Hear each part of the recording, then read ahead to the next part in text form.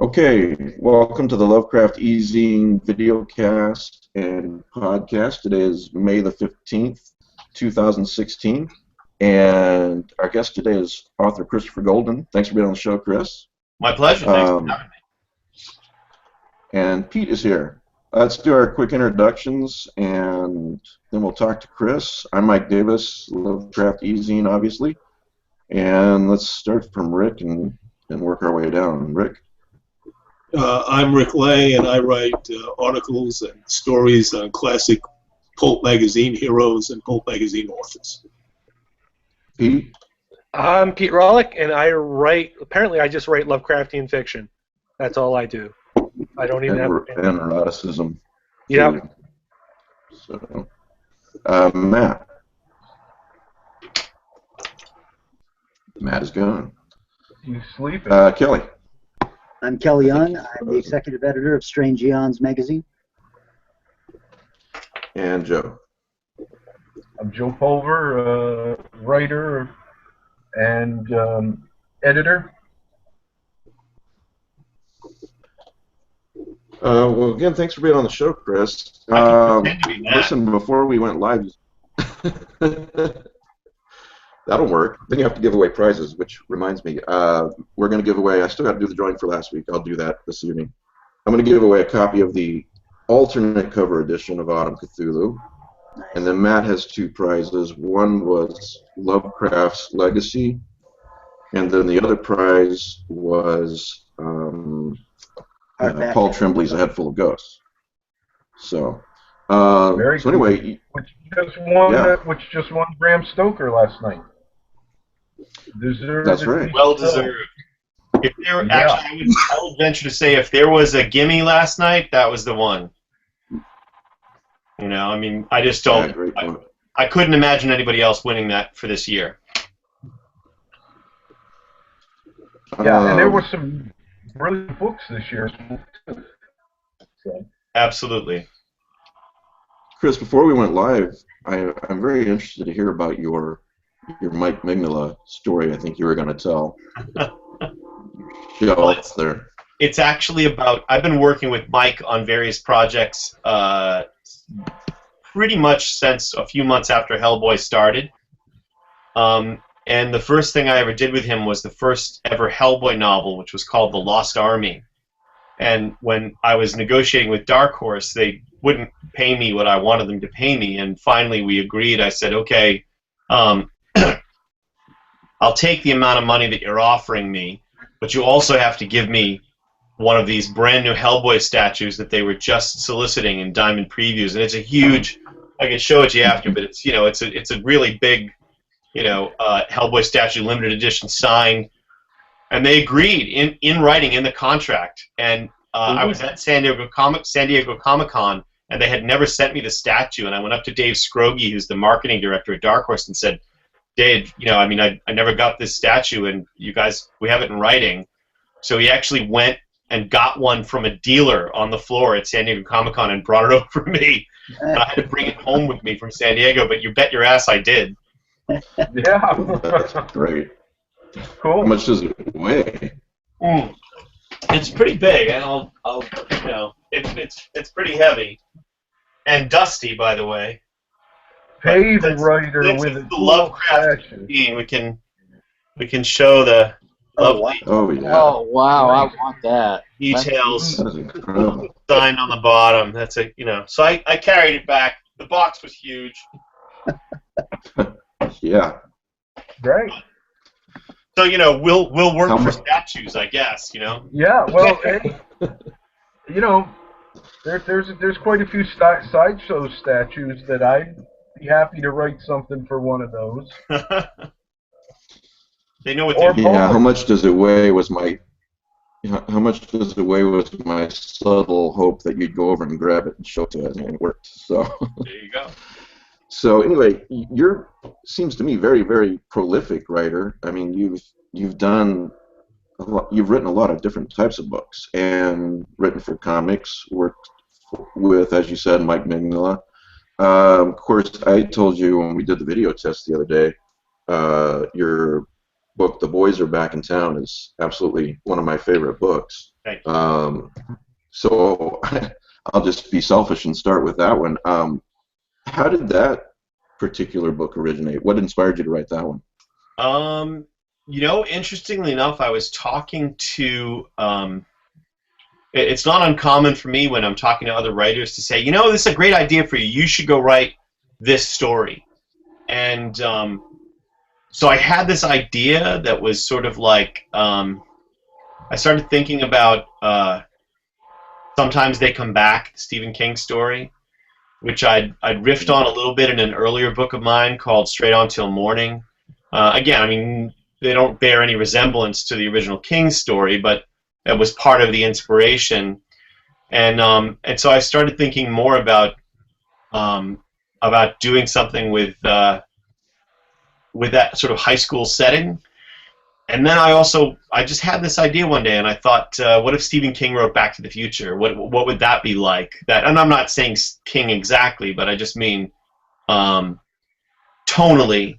if we tried to do a story where we had a supernatural reason involving magic and darkness and all of that. And I thought about my high school years, and what twigged it for me was there's a scene early on in the book where the main character is sitting in the stands at the football game the weekend of his high school reunion, talking to his best friend, this woman who was his best friend growing up. And as he's speaking to her, he sees her actually change. And it's the impact of somebody who's changing the past, and he's watching the results, and somehow, for some reason that's later revealed, he actually sees and notices the reality changing around him. And that scene, sort of imagining that, is what made me go, I've got to write that story. So, yeah, I don't know.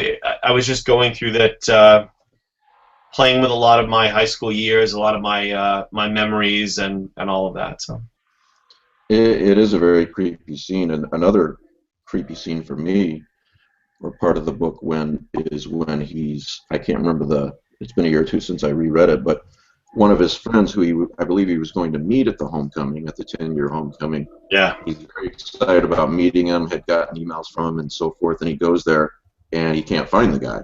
And he asks where he is, and everyone gives him all these dirty looks and tells him it's not funny, or words to that effect, because he died in high school. Right. So yeah, yeah, very, very creepy. Yeah, it was. I don't recommend anyone ever write a time travel book, but if you do, you probably will only do it once. It's a pain in the ass, but it was totally worth it. That's one of my favorites. I think I said to you the other day that when people ask me for recommendations if they've never read something by me before, that's one of the sort of 2 or 3 things that I usually point them toward as sort of a representative standalone of. I mean, because you're right. I mean, over the years, I've been writing full time since '92. In that time, I've written or co-written over 100 books: YA, adult, nonfiction, mystery, horror, science fiction, whatever. But I always say that the horror people are my people. That's where my heart is, and so to the most representative things of who I really am as a writer, there are a handful, and Boys Back in Town is definitely one of the primary books. Was there a particular? It seemed to me, I told you the other day too, that I've got a time travel shelf of books, and I've got a smaller shelf of books with an autumn/Halloween theme, one or the other, and it's hard knowing which. The book belongs on both shelves. I love time travel stories as well, but you really did such a great job. I just want to tell you, with the feel of autumn and the smells Will talks about, and the feeling of it and the crispness of the air. So I love that book and wanted to tell you. Halloween is my Christmas. I'm sure that's true of a lot of people who love what we love.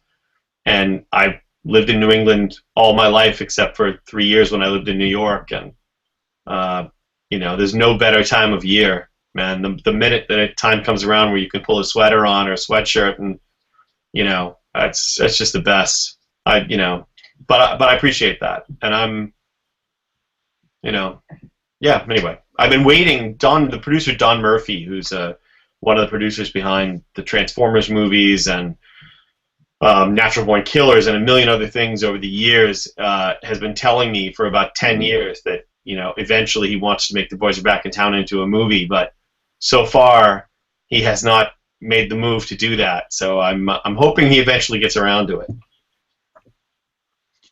Do you think that, and I would love to see that, do you think also that it would make a really good, or maybe even be better suited for a miniseries, like 11/22/63 on Hulu recently? Yeah, for sure.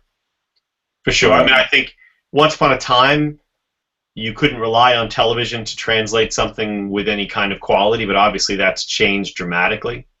So yeah, absolutely, I'd love to see that. I'm developing my novel Snowblind for TV right now, and we're just waiting to see if it's going to fly.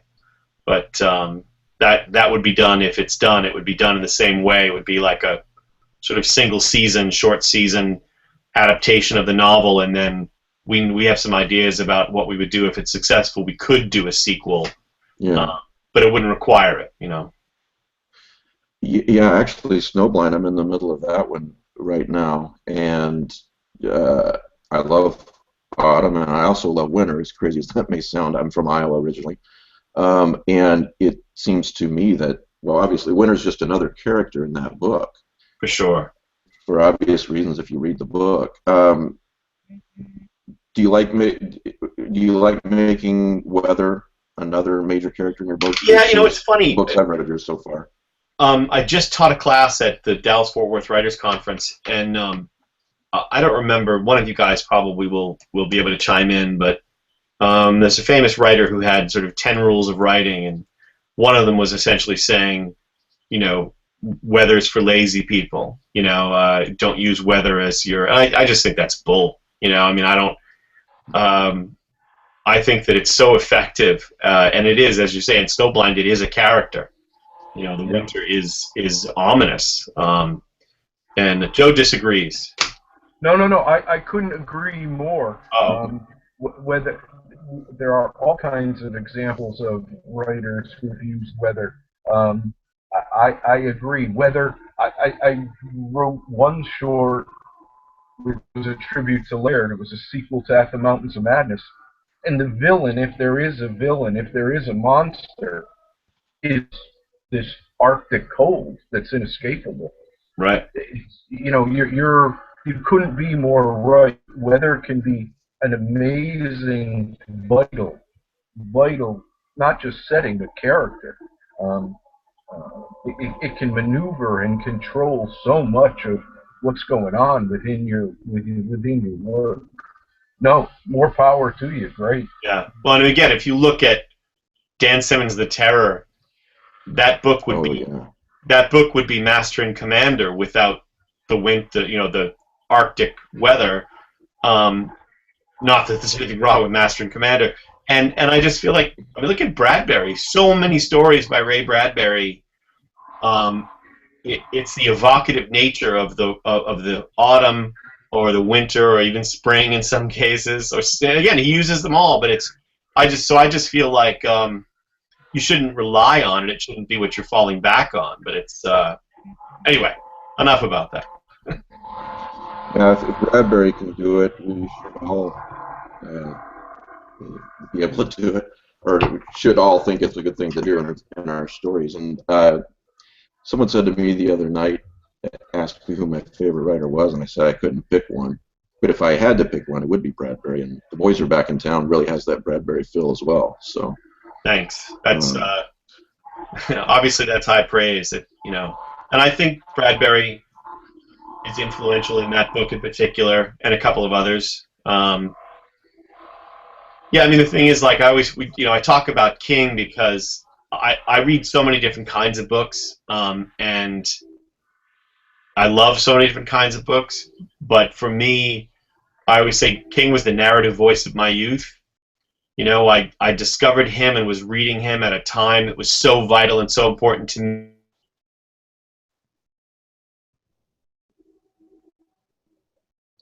Uh-oh, you froze. You guys still there?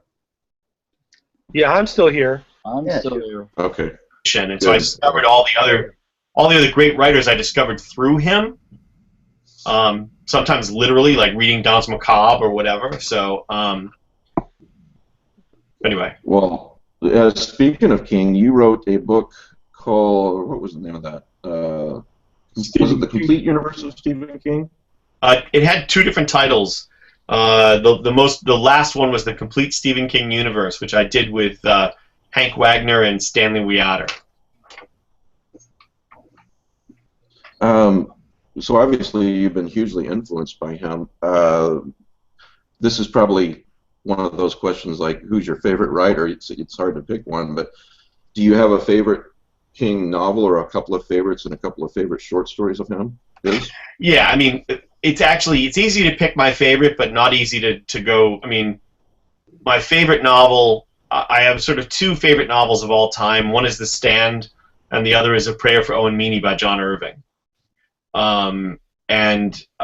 But The Stand, I've read probably half a dozen times. I've only read the extended edition once because I actually think that the shorter version is significantly better. And I mean, I know a lot of people would disagree. You know, for me, I don't know. There's just so much. You know, you have to talk about it separately too. You sort of have to talk about early King, and you have to talk about elder King. You know, so for me, the early stuff. I mean, Salem's Lot. You know, the stories in Night Shift, The Stand, obviously, The Dead Zone. All of that stuff is just prime for me. But if we're talking about sort of later King, you know, then we talk about stuff like The Green Mile. And the other thing I will say about early King, and I think people don't necessarily talk about it as a book, because they talk about the individual tales, but I think Different Seasons was a remarkable accomplishment. If you think about the 4 novellas that are in that book, you had Rita Hayworth in The Shawshank Redemption, you had Apt Pupil, you had The Body, which became Stand By Me, and you had this thing called The Breathing Method, which I understand why they've never made, because it would be hard for it not to look kind of silly on screen. If you've read the story, you know what I mean. But it established that you know, the men's club where they sit around and tell their stories, and he's used that a few other times. So just look back at that. I mean, the quality, the overall quality of those 4 stories, 4 novellas, is just so amazing. But yeah, so I mean, I'm up to date. I've read them all, and a lot of people feel like Lisey's story is his best of the sort of elder King works. But I liked it, but I wasn't a big fan. I loved Joyland, which came out just a few years ago. You know, so I'm still a constant reader. I'm still on board, but I do read all kinds of other stuff. You know, I thought. Sorry, go ahead. Let's say, what did you think of Revival? I liked Revival, but I know there were a lot of raves about it, and I don't know. I mean, it's weird to say this. I love everything he writes, but it's weird to say this. But I felt like Revival was like, oh, I wish Joe Lansdale had written this book. And that's no knock on King. It's just that it's the kind of story that I want to hear Joe's voice telling me that story. So I enjoyed Revival, but I do not think I could take that ending again. So that one really got to me. So I've only read it once because of that ending. And I think I saw an interview, someone interviewed Stephen King where he said he didn't even want to talk about the book because it was really bothering him because of that ending. So words to that effect.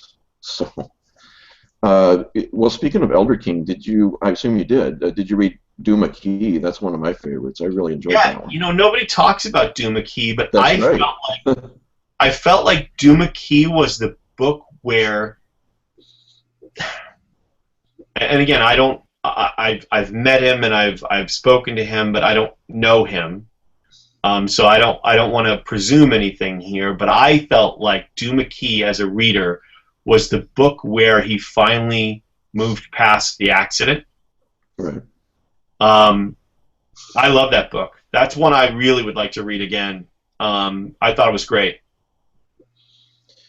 Yeah, I've read that. I would say 3 times, and it's a thick book. Yeah. I like, if it's well done. I really like stories about people who have been broken and are trying Yeah. to fix themselves.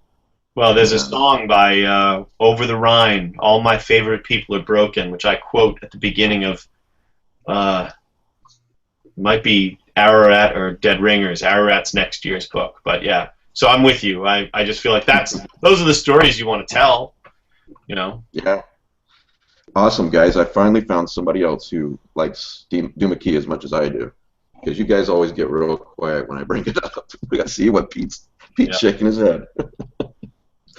Well, the last question I'll ask about King is, I don't remember if it was Night Shift, but it was like a late 70s collection of his.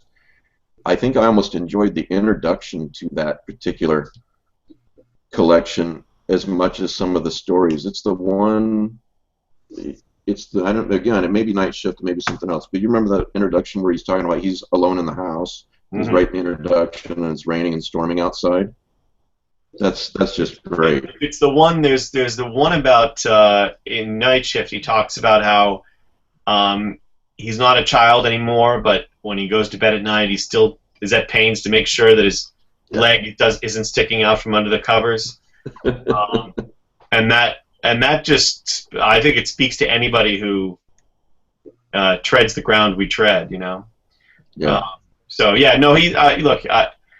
I feel so strongly, and again, I not to go belabor the point. I mean, I read all kinds of fiction, but I think that Stephen King is still one of the most underrated American novelists of his generation, because people still think of him just as Stephen King, spooky guy, weird writer, all of that stuff. But as an American novelist, I think I would stand him up against anybody of his generation. I agree. Well, speaking of not just Stephen King, what are a few of, let's say, a few other living writers and books that have influenced you or that you really, really enjoy? Oh, again, I mean, I'll just rattle stuff off real quickly of the Sure. writers that sort of spark me, right? Right. Love Larry McMurtry when he's on. Larry McMurtry is great. Lonesome Dove, Buffalo Girls. There was one recently that I loved. Great. John Irving. His recent stuff I don't think hasn't really worked for me, but you know, A Prayer for Owen Meany, The Hotel New Hampshire, The Cider House Rules, The World According to Garp. These are great novels. In general, Joe Lansdale and Walter Mosley and James Lee Burke is amazing. Dennis Lehane most of the time. And then in the genre, or in genre in general, I don't know. There's so many. I miss Graham Joyce both as a friend, because he was a great friend and a great man, but as a writer, what a loss I feel like we suffered when Graham Joyce died. So great. I mean, I think Tim Levin who's one of my best friends. As a fantasy writer, Charles DeLint.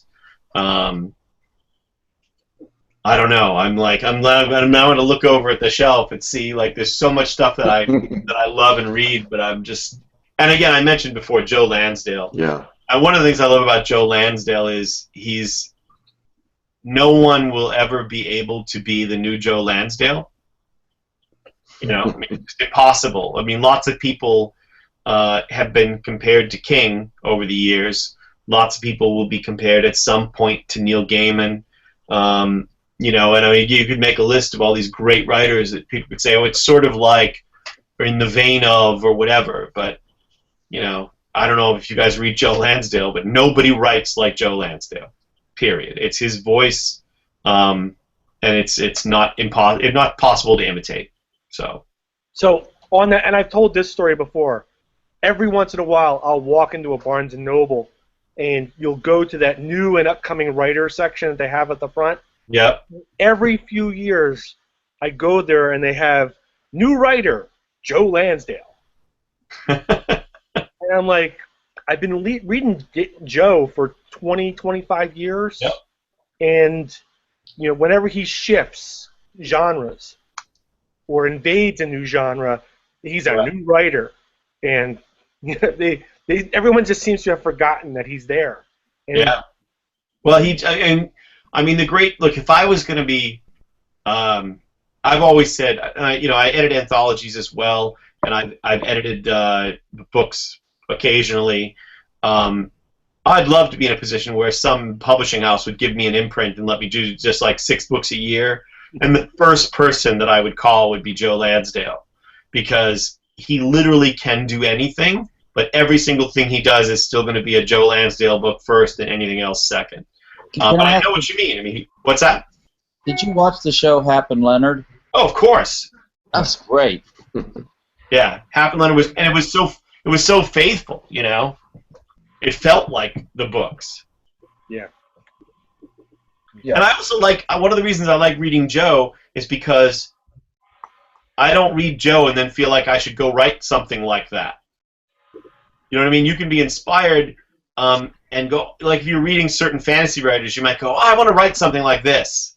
When you're reading Joe, I never feel that way. I'm just entertained, and it's so hard when you write for a living not to dissect the story and dissect the writing, and I never do that reading Joe because I just never think I could imitate him. So, but I'm with you there. When you're reading Lansdale, it's like you're sitting on the front porch with your sage grandfather. No matter what he tells you, it's true. Right. There's no ifs, ands, or buts. I mean, from the instant he begins to talk, not only is the adventure, whether it's crime or horror or fantasy, not only is it engaging and compelling, but it's true. You just know that this particular singular voice is going to tell you exactly what happened. Right. You don't need to. A lot of times when you're reading something, you need to set aside your disbelief. That never occurs with Lansdale. He's an absolute magician of instantly taking you where you need to be. No question. Yeah, he's amazing. I think also, before we move off to the topic of favorite writers, I should mention some of the writers who are newish. Josh Mallerman's Bird Box, one of the best things I've read in the genre in years. Great novel, really sort of masterfully executed. I thought it was terrific. I just read. I think Pete's laughing because I think that's the book they recommended to me last Sunday. Is that right? Yeah, it is so good. I just read, if you guys like sort of the classic, the real original urban fantasy, meaning Charles DeLint and Emma Bull and all of that stuff, which I always really like it when it's done well, Raymond Feist's Fairy Tale. I just read a novel by Kat Howard. It's her first novel called Roses and Rot. It's terrific. It's the first novel, but it's excellent. It's so captivating. I just read a novella by Angela Slatter called Of Sorrow and Such. All of these things I've read this year, they're just excellent work. And Paul Tremblay, I read Disappearance at Devil's Rock, which obviously you've all read, or most people have read. Head Full of Ghosts in the genre at this point. I'm trying to think what else. But props to them. And also, I have to say, I'm sure most people who read anything in horror have read Joe Hill by now. He certainly doesn't need my help pimping his work. But what's really interesting is that the short stories in 20th Century Ghosts, I think one of the. I wrote the introduction to that. I think it's one of the best short story collections that I've read in the last 20 years. It's one of the best for sure. It's excellent. And I liked the novels after that. I really liked Heart-Shaped Box. I really liked Nosferatu. I thought it was great. But The Fireman is a whole other level. So I hope that The Fireman is as successful as it deserves to be, because it should be the book that makes people stop talking about him as Stephen King's son. Well, you guys, you and James Moore and Jonathan, I'm sorry, is it Marbury or Mayberry? Mayberry. Yep. And Jonathan is great, obviously. And Jim's Seven Forges series, anybody who likes, sword and sorcery, well, not, grimdark fantasy, call it now, right? It's a great series. Yeah.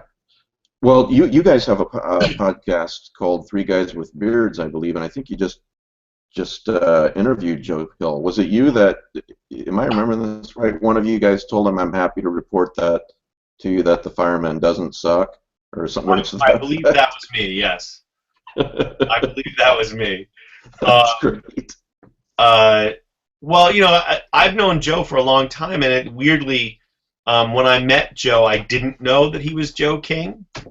When I was asked, Pete Crowther at PS Publishing asked me if I would read the book 20th Century Ghosts and consider writing the introduction. And I'd met Joe prior to that because we both had short stories in an anthology called The Many Faces of Van Helsing, edited by Gene Cavellos. And so I met him, and I had no idea that he was Joe King, especially because we had a group signing, and Tom Monteleone said, "You know who he looks exactly like?" And I said, "Yeah, he looks like Chuck Lang." Charles Lang is a many decades artist who lives in Salem, Massachusetts. And Joe does look a lot like Chuck Lang. And when I saw him, I was like, oh, he looks just like Chuck Lang. And Monteleone goes, no, he looks just like Steve King. And I went, nah, he looks like Chuck Lang. So for a long time, Joe and I would go to the movies or whatever, and I had no idea. And eventually, it was actually Rick Howdala who we had a barbecue at my house, and Joe was here and Rick was here, and afterwards Rick was like, that's Joe King, right? And I'm like, what are you talking about? And he's like, no, trust me. And the more I thought about it, the more I was like, damn it. And I felt like kind of an ass, but I totally understood why he did what he did, and I admire him for it. Right. Well, getting back to you and not your influences, I know Chris Payne at Journalstone. I think you have some really great news about Shadow Saga.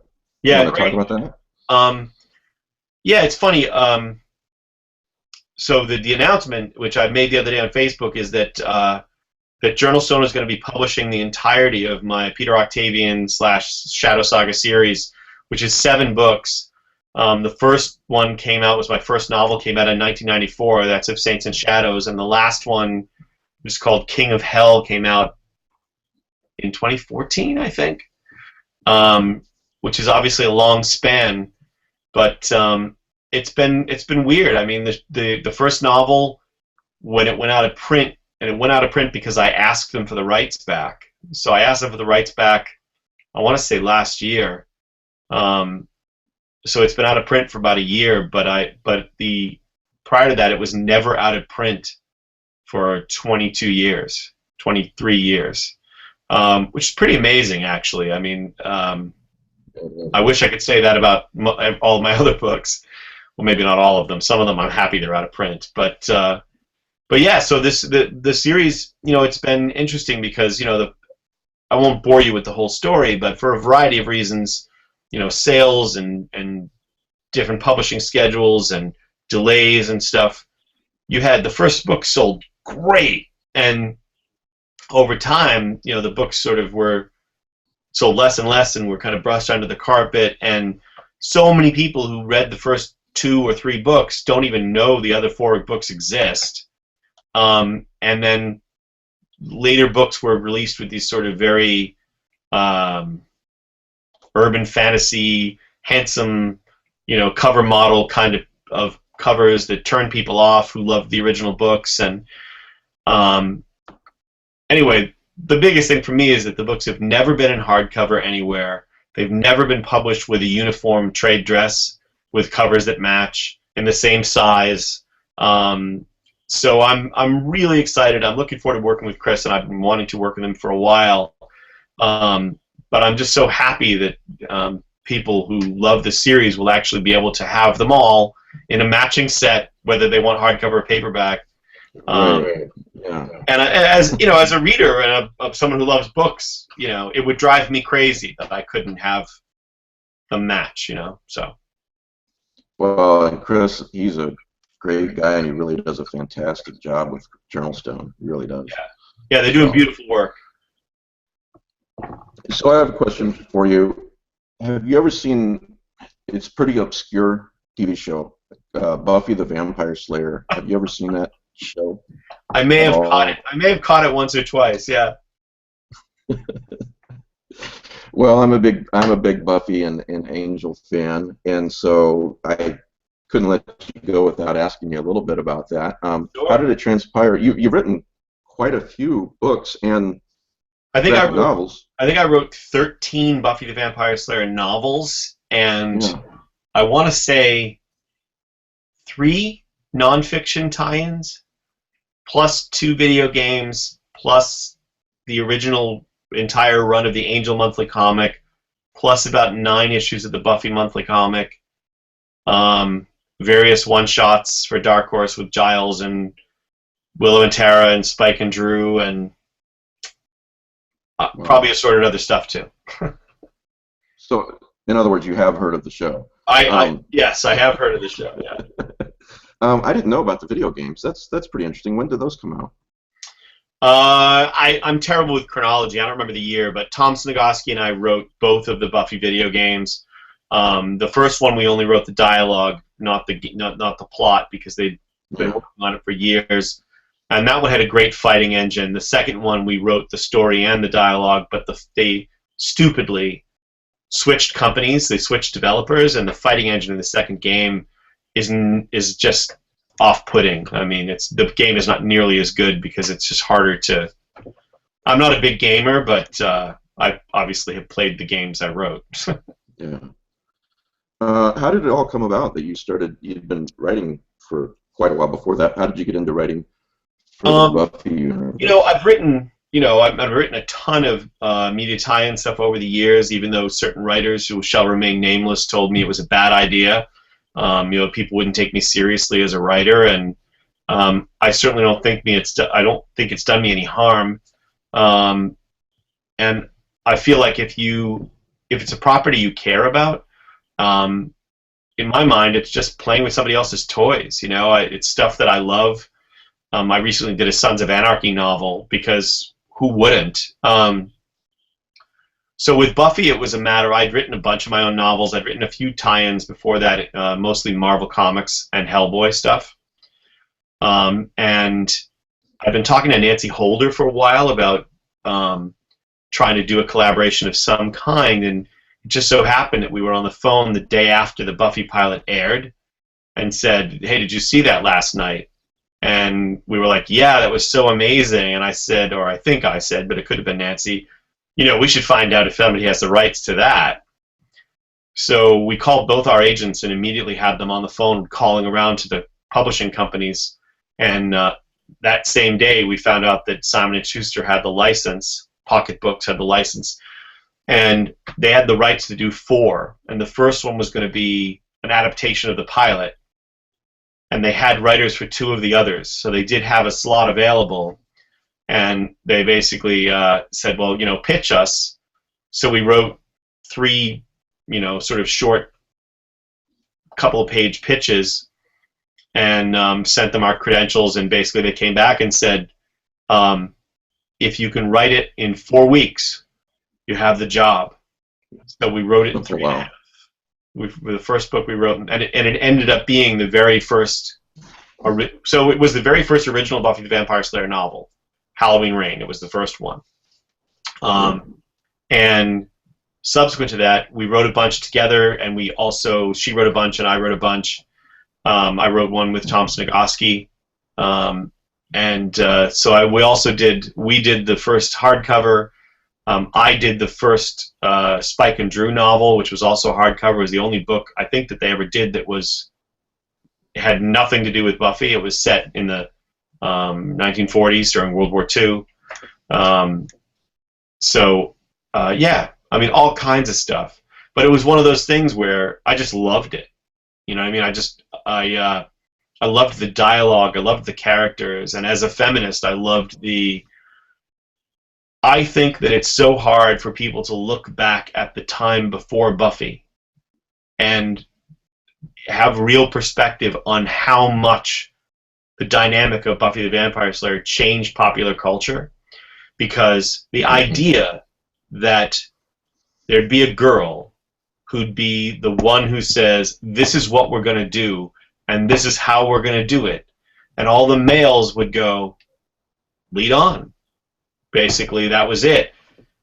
That was really a dramatic shift, and it just kind of happened, and nobody paid a lot of attention to it, but it was really remarkable, and I loved that element of it too. It was really important to me. I'd already been, or actually hadn't yet been, pretty soon after I started writing Buffy, I was writing a series of young adult mystery novels called Body of Evidence. I did 10 of them, and again, it was sort of similarly, engineered so that it was, the girl was the one who was sort of making the decisions, and so that was important to me. But again, I just love the show. And I also, many people have pointed out to me the similarities between Peter Octavian and Angel, and there are plot similarities as well. But I don't think that it was a question. I think it was a question of mutual inspiration, because one of the inspirations for Peter Octavian was Hannibal King from the Tomb of Dracula comics, and I think that Joss Whedon had to be inspired by that character as well for Angel. So. Yeah. So basically, the pilot was grabbed you. Yeah, absolutely. I mean, it was so much fun. It's so much fun. And the 5 seasons, seasons 6 and 7 are shaky and sometimes not good. But although they have their bright spots, but the first 5 seasons are amazing. What are some of the challenges, do you think? Yeah, Kelly, go ahead. Anytime. You got a question? Yeah, Christopher, if you don't mind me asking, one of my favorite things you've done, and probably one of my favorite things in life, is this book, Baltimore, or The Steadfast Tin Soldier and the Vampire. And I don't just love the writing and the device used in the storytelling and the art. I love this entire package. Can you talk a little bit about how this collaboration came about? And maybe I really love Joe Gollum as well. Thank you. A similar package. Yeah, I mean, it's interesting. It is an interesting story overall, and for those who don't know, there's also a comic book series called Baltimore that that Mike and I do currently with Peter Bergting on art. But I've been working with Mike for years, and we've been friends for a long time, and almost every time we talked on the phone, at some point he would bring up what he called the vampire graphic novel. And that's the only way he referred to it. And occasionally he would tell me a little bit about the story. But one day he called me up out of the blue and said, I've come to the conclusion that I'm never going to draw this comic. Do you want to write it as a novel? And he had been telling me about it for years, so I said, absolutely, because I knew what it was. And the great thing about, there are a lot of great things about working with Mike, but we do have a lot of shared frame of reference, and Baltimore is so influenced by Moby Dick and Dracula and World War I and folklore, and coming up with the craziest bits of folklore from around the world.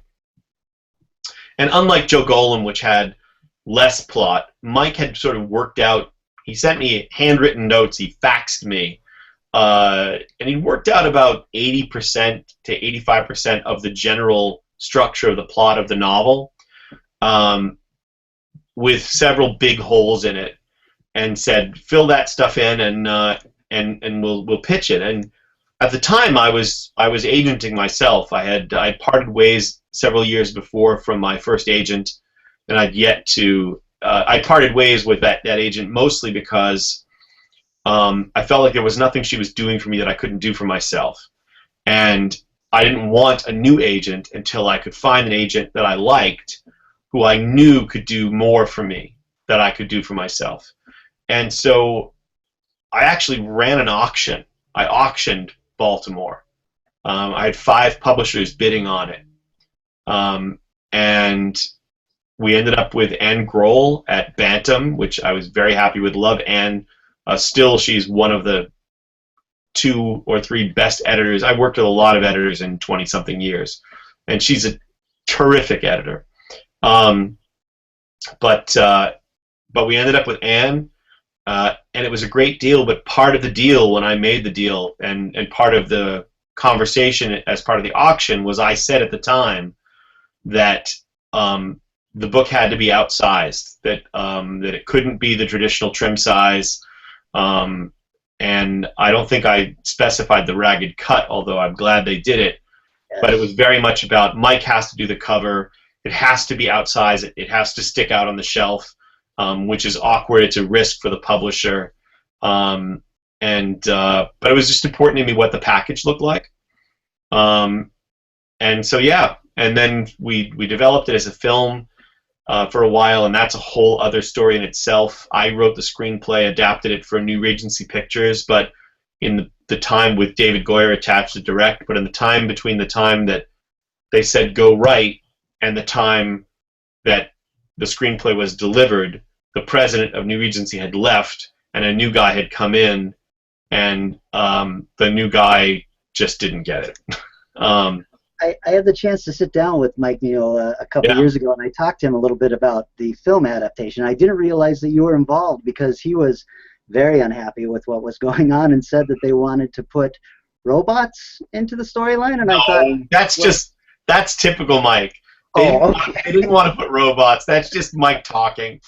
You know, in the process with New Regency, the initial adaptation was pretty faithful. We did add some stuff, but the initial adaptation was pretty faithful. And we talked at the time about doing graphic novels that might fill in some of the space, the gap of time that takes place in the novel.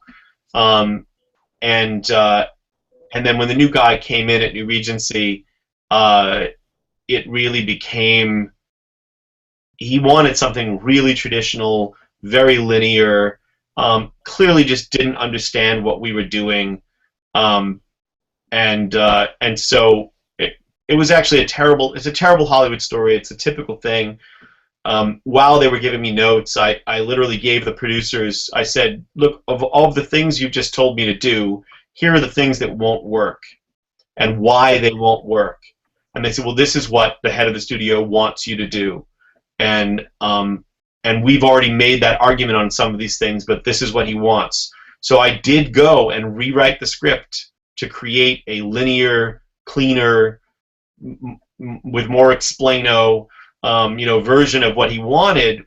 And when they came back and said they weren't going to proceed with development or continue with development, the list of reasons they gave was almost verbatim the things I said wouldn't work. And they said, well, we're not going to do it because these things don't work. And I'm like, you mean exactly the things I told you didn't work? And that's just that's unfortunately how the business often goes. You know, Hollywood, I've actually met, contrary to popular belief, I've met some really brilliant, creative, imaginative people who are in positions at studios and as producers and in development and stuff like that. And they do exist. They're not leprechauns. They do exist, and there are more of them than you would imagine. But I have also met people who are the reason for the stereotype of the idiotic, not a creative bone in their body, don't understand narrative structure or even filmmaking. Not that I'm a filmmaker, but certainly, I mean, I've met some real idiots. Not that he was. I'm just, but it is. I've met both. I've experienced both sides. So it is I will confirm that it is a miracle that anything ever gets made. I've developed other stuff of my own, adapted other stuff of my own for other studios, and as a TV pilot on one project, and it's just incredible that anything. I was actually so excited yesterday or the day before to learn that Charlene Harris's Midnight Texas series is going forward to series. Yeah, I mean the thing is, like, but people think, well, of course, True Blood was a huge success. Why wouldn't you? But it's literally a miracle that when anything goes. If you ever have the opportunity to see the Lock and Key pilot that Fox made out of Joe Hill's comic series Lock and Key, the pilot is absolutely brilliant. It's fantastic, and it's really faithful to the original material. And the idea that they would not pick that up and pick something else up, but it just depends on what they need that season, what they're looking for, what else they have on their schedule, and anyway, so that's a long riff on. And Joe Golem we developed for several years with Alex Proyas for Constantine Films, and Alex was supposed to produce and write and direct, and he wrote the first draft of the screenplay, and Constantine actually brought me in to do the second draft of the screenplay, but unfortunately that is now not going forward, at least with Constantine, for a variety of reasons, some of them good reasons and some of them stupid reasons. Yeah, anyway. That's unfortunate because you really have a cinematic style to your writing, and especially in Baltimore, I thought this is going to make a brilliant film. Thank you. Listen, I'd still love to see it. I'd love to see, now that we've done as many issues of a comic as we've done, I'm much more interested in seeing it as a premium television series than I am in seeing it as a film. Because the world is so big in Baltimore now in the comics, and as much as I love that novel, I would urge anybody who's read the novel or who's interested in reading the novel to also read the comics, because look, I've never done anything else in comics that's as good as that, and I probably never will. I enjoy the comics. I just love the book so much. That year it came out, I must have bought 10 copies and given them out to gifts to various friends and said, you just need this on your coffee table. It's such a beautiful book. Thank you very much. So I'll riff off of that because I'm going to set the Wayback Machine to 1992. Okay. When I'm at the height. Cut now? What's that? Yeah. Cut? I am at the height of being a breakout small press bookseller. Okay. I'm the only guy in South Florida who's dealing in weird fiction and small press stuff, and I'm making a killing in the market. I pick up 5, maybe 6 copies of Cut, and I hand them to Anne Rice, who's the only person in the book who's not signed the book. Right. And she looks at these and she's like, why was not invited to sign these books? And it's your fault, Pete. Like, I have an answer for her, right? Yeah. Listen, I have no idea. That was Tom Monteleone's book. I mean, I edited the book, but the limited edition that you're talking about that was signed by everybody. Right. Anne was the only one who didn't sign them, and I didn't have any relationship with her. I've still actually never met her, or spoken to her, or had any contact with her at all. The chapter of that book that she was involved in was Catherine Ramsland interviewing her. Right. And so I'm stunned to learn that she would have been willing. I wish Tom had asked her. Did she sign those 5 copies for you? She signed all 5 copies for me. She signed all my copies of Playboy that had the excerpt from Interview with the Vampire, and she just, big, bold, everything, really wonderful. I didn't get out of the signing room before everything was sold. Wow. Everything was gone because, Cut was such a groundbreaking book. It was, for people who grew up in that era, look, I keep, sort of stressing that I read all kinds of books, and I do, but from the time I was 11 or 12, probably until I was 18, 19, I read so much horror. And that was like prime time, 1980s and early 90s for horror was amazing. And so to me, and Cut came about because of Nikon, which is a convention held in Rhode Island every summer, and I've been on the committee for NECON for untold years. But I had the idea for the book, and I went to NECON in '89. That was my first. I was 22. And the year that I was developing, I think it was the following year or the year after, it might have been '90, I was at NECON, and I literally basically just went around NECON and said, I've got this idea, would you be willing to do it? And I owed, for the people who don't know what we're talking about, the book was called Cut, Horror Writers on Horror Film. It was essays by horror writers about horror movies, and it was my first book, and I won the Stoker for it in '92, and it was published in '92, and I still remember going in the bookstore for the first time and seeing it on the shelf and losing my mind.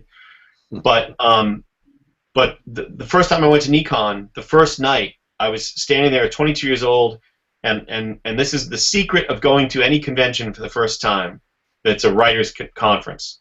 If you stay up as late as you possibly can, because by the time I went to bed, I was standing around with Rick Howdala, Matthew Costello, Doug Winter, Ginger Buchanan, who became my first editor. She bought Cut.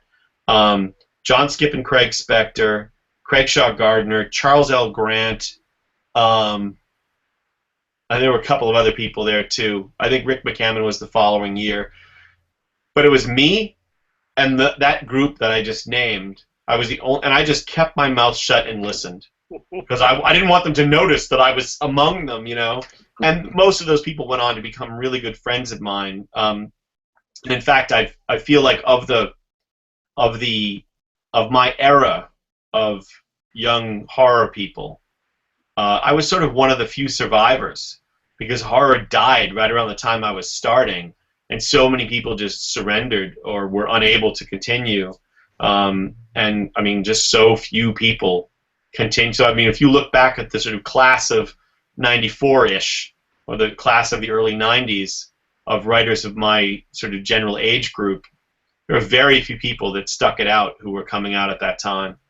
But in any case, Cut was this amazing thing where I got all these names.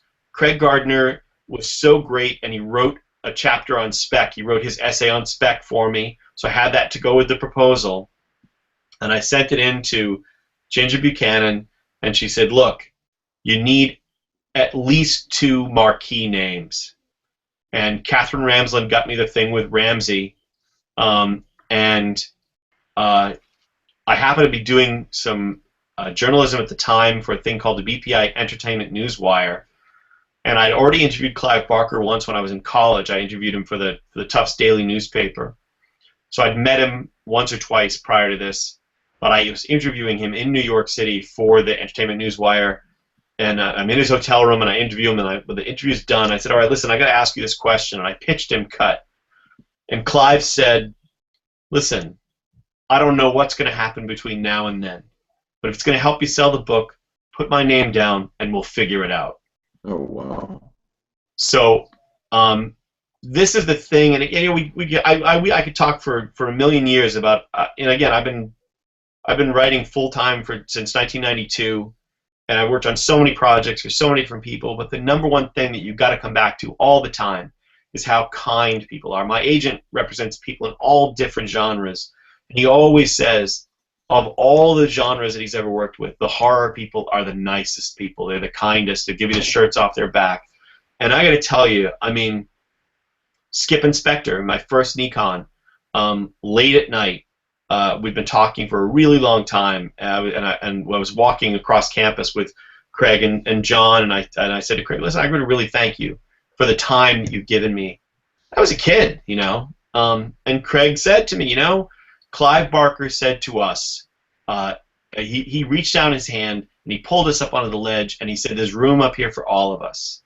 And he meant it, and it mattered. It meant the world, and I just feel like I could point to so many instances of people who were kind to me, who gave their time to me, and I think partly because they could see that I was serious about what I was doing, and so I think we need to emphasize that. You know what I mean? In this business, we need to remind each other One of my favorite musicians, actually probably my favorite current musician, is an English sort of folk punk songwriter called Frank Turner. And at every concert, Frank Turner says, listen, this is an egalitarian space. We've got 2 rules. Rule 1, don't be a dick. And I feel like we need to say that about genre fiction, about writing, about the business in general. Really the number 1 rule is just don't be a dick. And so I owe a lot to a lot of people, and I don't think people remember to say that enough. Can I?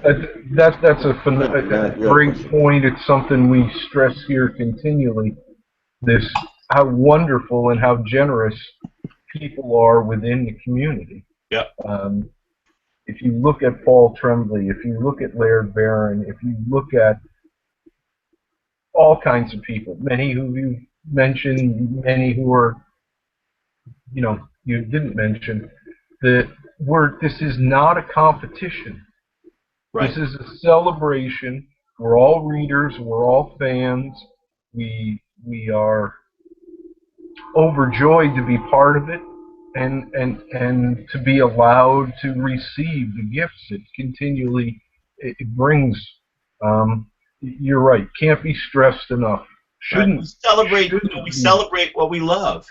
Yeah, absolutely. We started as readers and fans.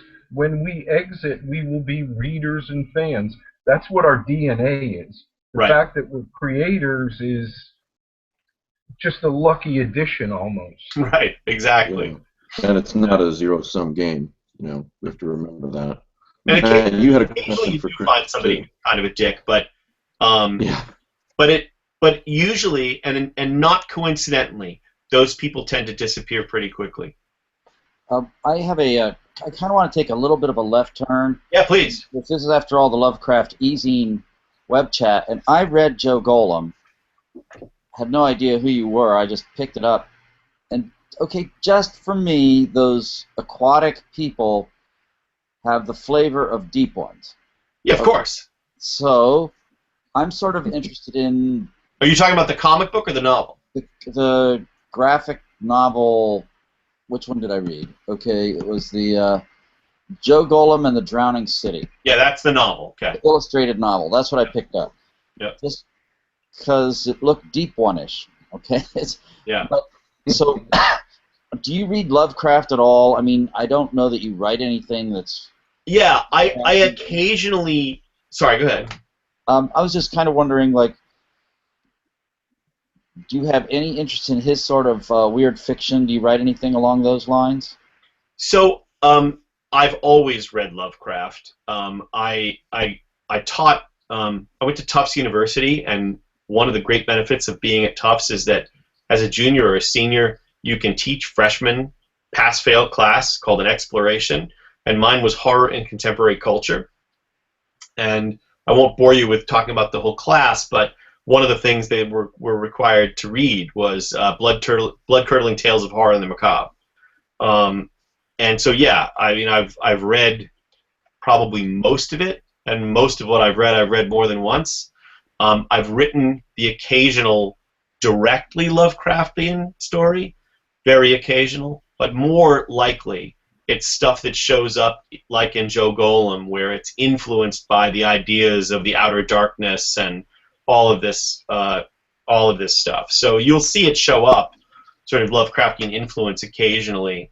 As far as Lovecraft is concerned, I am weirdly, I have a lot of stories that I love, and there are some that I really don't like at all. But weirdly, I think my favorite Lovecraft story is a thing called In the Walls of Eryx, which I'm assuming you guys have all read because it's Lovecraft e-zine, but maybe you haven't. But it's a weird science fiction story about a guy who's one of the explorers on a team, sort of mapping out the surface of this planet, who finds an invisible maze, and then and there's a dead person, and the poor bastard, like, he died right by the exit. He must have thought he was trapped because the maze is invisible. and he decides, well, to be safe, he needs to sort of map out the whole interior of the maze so no one else suffers the same fate, and then horrible things happen. But I read that when I was 13, I think. it's a great story. Yeah. I mean, I just It's been a while. and I love a lot of the classic stories, Pickman's Model, Colorado Space, and all of that stuff. But I mean, I'd love to see Guillermo actually make it the Mountains of Madness, but I don't know. I mean, I'm not sure. I'd like Pan's Labyrinth Guillermo to make it. Yeah. If you guys know what I'm talking about, you know what I mean? Like, Yeah. It's going to be Pacific Rim who makes it. yeah, I mean, I feel like Guillermo has a switch. I love everything he does, but I love for different reasons. Well, before we let you go, could you talk about maybe what are your recent releases from the last year or two and what you have coming up soon? Yeah, I mean, I would say that the last few things have been, other than the fact that I'm still working on the Baltimore comic book series for Dark Horse and the novel Joe Golem and the Drowning City. We're doing a comic book called Joe Golem, Occult Detective, which we could go on for another hour about how weird the world of that comic is, but it's very pulp on purpose, very weird. But in any case, we've done 5 issues of that, and I'm just starting the next arc of that right now. And outside of comics and the books, I had a novel called Snowblind, came out a couple of years ago. More recently, Martin's published my novel Dead Ringer. I did a science fiction military thriller called Tin Men, which is also about things that I'm afraid of, so that's the mutual connection. My anthology, Seize the Night, was sadly did not win the Stoker last night for Best Anthology, though it was nominated. And it's actually nominated for the Shirley Jackson Award, so I've got my fingers crossed. Maybe we'll pull that one off. And then I guess the next thing coming out next year, early next year, I have another anthology that I'm editing called Dark Cities. That's coming out from Titan. And my next novel is called Arrow. Tell us about Dark Cities. Is that like urban horror or? Yeah, that's exactly what it is. The inspiration came from I did a panel at Dragon Con in 2014, and the conversation on the panel, I talked a lot about how I find that as much as it's creepy to imagine these sort of scenarios and walking through the woods by yourself in New England in the fall and ghost stories and haunted houses and all of that stuff, that I think it's just as frightening and perhaps in some ways more so to think about yourself taking a turn down the wrong alley in New York City at 2 o'clock in the morning when you're trying to find your way back to wherever you're staying. And that there's a lot of fear to be found. I love that concept, yeah. Yeah, and surprisingly, a number of the people on the panel were like, "No, I'm not afraid of that at all," and they felt very comfortable. And I just feel like I remember Rick Howdala, who was one of my best friends in the world, and I miss him every day. Hated being in the city, hated it with a fiery passion, and the first time I was there with him was for the Stoker weekend one year, and just walking down the street in New York, he was nervous during the day, and I always found that fascinating. He just was so out of his element. So I contacted a number of people to sort of see what what would come of it, and I was really happy. The stories have all been turned in. And yeah, I mean, I just feel like so it's Dark Cities. It's coming out from Titan. Makes me think of like Crouch End. Yeah. Oh, Crouch End is absolutely. Yeah. Crouch End is exactly the kind of story that I'm talking about. But just to give you an example, I'll rattle off. I'll just tell you, since this has not been announced yet, you guys have an exclusive. I've been waiting for them to announce the book before I listed the table of contents. But since they haven't announced the book yet, I'm going to rattle off who's in the book. Scott Smith, Sherilyn Kenyon, Scott Siegler, Joe and Casey Lansdale did a story together. Shauna McGuire, Jonathan Mayberry, Ramsey Campbell, Tananarive Due, Nick Cutter, Simon Green, M.R. Carey, Sherry Priest, Tim Levin, Amber Benson, Helen Marshall, Nathan Ballingrud, Keelan Patrick Burke, Paul Tremblay, and because the publisher insisted, even though I find it super awkward, I did a story myself for it. And I actually really, really loved the story that I wrote for it, but I usually sort of frown upon editors contributing to their own anthologies. Yeah. Not because I don't think that the editors are writing good stories, but because I feel like I don't want anybody to look askance and go, well, yeah, that was hard for you to sell to yourself. But the publisher sort of insisted that I do it, and I'm really glad they did, actually, because I'm happy with the story. And then the only other thing is April, I want to say 18th, 2017, so quite a distance off. I have a novel called Ararat, which I'm I'm super happy with and excited about, and have gotten some great blurbs in advance already. And it's basically about there's an avalanche on Mount Ararat in Turkey, and it exposes a cave. And when they go to investigate, they find that the cave is not a cave at all, that the interior of the cave is actually wooden, and that what they found is Noah's Ark. And they go inside the Ark, and inside the Ark they find remains and sort of desiccated things, but they also find this sort of bitumen sort of sarcophagus, and when they open it they find the withered corpse of a horned thing inside. So then it goes from there. It's sort of like the Irish Sanction. From what you'd you would know, they would know better than to open the damn thing up. If I could go to yeah, that's not right at the they're archaeologists, of course they're going to open it. I mean, it's the real world. I would open it because I don't believe in them. Yeah, that's right. So yeah, no, I just say it's like the Irish Sanction with demons. That's what I keep saying about it. That sounds really fascinating. So I'm really looking forward to the Dark Cities one. Did you say when that would be out? I missed it. When will that be out? They haven't given me an exact date, but I think it's around the same time, like March-ish.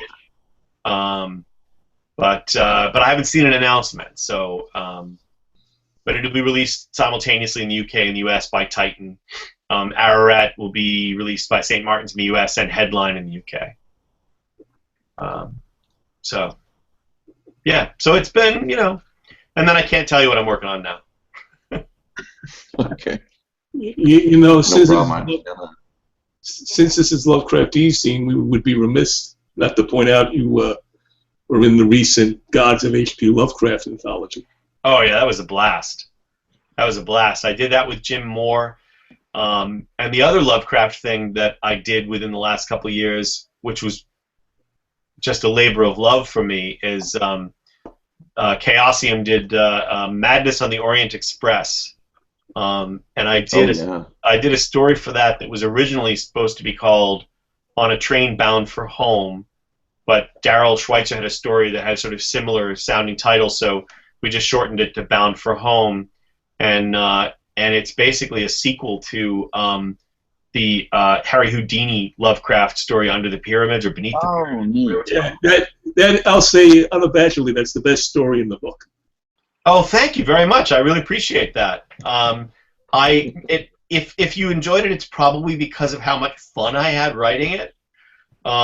Because it's just just the idea of Houdini fighting off the evils of the Lovecraft mythos was so much fun, and I loved that Lovecraft story so much that I was like, well, if I was going to do it, and it had to be on the Orient Express, I thought, well, so it's basically Harry Houdini is going home to his ancestral home, and he's got these people there who sort of challenge him to do an escape on top of the moving train, on top of the Orient Express, and there's press there, and there's all of this stuff, and then the people he escaped in the original Lovecraft story. Turns out they're setting him up the whole time, and yeah, that was a blast. I'd actually love to do that story as a comic. I think it'd be a great comic. But didn't you leave room for a sequel? Oh, for sure, yeah. I mean, it's, and in fact, I think the idea of doing a full novel at some point, not even necessarily with that, but just the whole Houdini versus the Lovecraft mythos thing is so much fun. I love all that period, you know, 1800s, early 1900s in general. Amber Benson and I did a thing called Ghosts of Albion, which started as a BBC animated web series, and then we did 2 novels in the same world. And even though it's not technically Lovecraftian in any way, certainly in the second novel, which is called, actually the first novel is called Accursed, it definitely all sneaks in there. So I don't know. It's just you know, you have to entertain yourself. I always say, you know, that especially when it comes to like the work for hire stuff, I always look at it like my brain is 2 parts, and on the one hand, there's me as the sort of grown-up me who's looking at my work with sort of seriousness and seriousness of intent, and then there's the sort of 14-year-old me that is saying, if you don't do this thing, I'll never forgive you. You know what I mean? And you know, you get the opportunity to write a Harry Houdini versus the Lovecraft mythos, you know, Cthulhu mythos stuff. Come on, I mean, you got to do that. So yeah, Trent Zelazny told me once that his father told him that the Night in Lonesome October was he had more fun writing it than he'd had writing in years, and it certainly shows in the book. Yeah, so. Look, you got to have a good time. You know, I mean, the thing that I'm writing right now, which I think is going to be written under a pseudonym, so I'm not sure if I'm allowed to talk about it, has no supernatural elements, but it's sort of a nasty thriller thing, and it's a blast. I mean, it's just so much fun, and so that's the thing. Like, there are a lot of things I've written that I'm proud as hell of, but that were not fun. You know, I did not have a good time writing certain things, but I'm happy to show them to people and say, hey, I think this is something that you'd enjoy reading, but I didn't enjoy writing it. But then there are things that are just a pleasure, you know. I will say that usually the things that are harder to write come out better, but... Hey, Christopher, yeah. You've got your fingers in so many different things you're doing. Is there a preferred format that you like writing in? Novels, screenplays, comics? You know, comics are easier. I mean, you know, I'm not. I say this as somebody who's been writing comics as long as I've been writing novels. So I don't want comics writers saying, you know, that I don't know what I'm talking about, or I'm being, you know, whatever. Comics are easier. Writing comics well, just like writing prose well, is an ongoing process. I'm still at 48 years old, still learning from my editors and from Mike all the time on how to write comics better. But it's still, in general, it's very disciplined and very structured as a medium. But writing long-form prose is definitely more difficult to do well. And that's me being presumptuous and thinking that I've ever done it well. I'll let readers decide that. But you know, I mean, I like it all. You know, I've written screenplays. I've enjoyed it. One thing I don't like, and I'll never do again, and Tom Snigoski and I did an event at my local library yesterday. We were talking about this. I would write another video game, but I would only write the cinematics. I will never write combat dialogue for a video game again, because you have to figure out 20 different ways to say the same stupid thing. You know, how many different ways can you say there must be a door around here somewhere? You know, I'll never do that again, because it's so painful. But you know, I've written radio plays. I write nonfiction. I love editing. I've actually had I've had writers that I edited all of the Hellboy novels that I didn't write, among other things. And so I worked as an editor with Mark Morris and Mark Chadbourne and Tim Levin and Tom Piccirilli, and Brian Hodge and a bunch of other people, and of course I've edited all these anthologies. But when I first started editing, I was a wimp. I didn't want to correct anybody. I didn't want to beat anybody up about their work because I was, sort of afraid of offending anyone. And I'm not like that anymore. And I've had a couple of writers who've had very different. Mark Morris is a dear friend of mine. There's one of the people who wrote a Hellboy novel who I don't think will ever speak to me again. But Mark and I, I really raked him over the coals. Not that what he did was bad, but when he delivered his initial manuscript, there were some fundamental problems, and when I went into it with him,